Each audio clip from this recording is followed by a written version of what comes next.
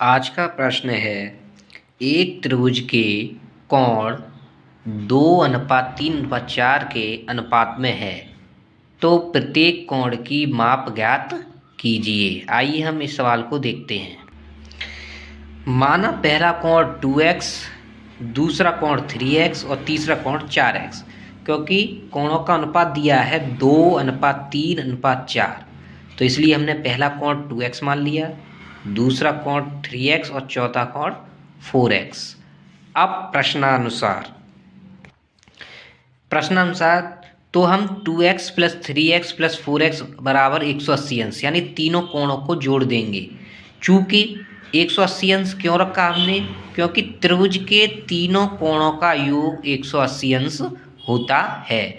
त्रिभुज के तीनों कोणों का, इन तीनों का कोणों का योग 180 अंश होगा, इसलिए हमने तीनों कोणों को जोड़ दिया। अब हम जोड़ते हैं 2 और 3 5 4 9x।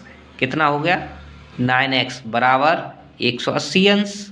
ठीक है, अब हम यहाँ से x का मान निकालेंगे तो 180 अंश में 9 का भाग दे देंगे तो 9 दूनी 18 यानी 20 अंश आ गया। कितना आ गया? 20 अंश, यानी x का मान आ गया 20 अंश। अब हमें प्रत्येक कोण का मान ज्ञात करना है, तो प्रत्येक कोण के मान के लिए हम x का मान यहाँ पर रख देंगे x के स्थान पर, तो हमें प्रत्येक कोण का मान ज्ञात हो जाएगा। जैसे कि पहला कोण हमारा दिया हुआ है 2x, यानी कि 2 × x का मान है हमारे पास 20, तो 40 अंश हो गया।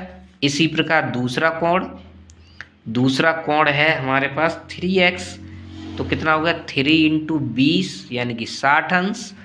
और तीसरा हमारा हो गया आपका 4x = 4 × 20। x के जगह पर हमने 20 रख दिए क्योंकि x का मान 20 अंश आया, तो 20 × 4 = 80 अंश। अर्थात ये तीनों कोण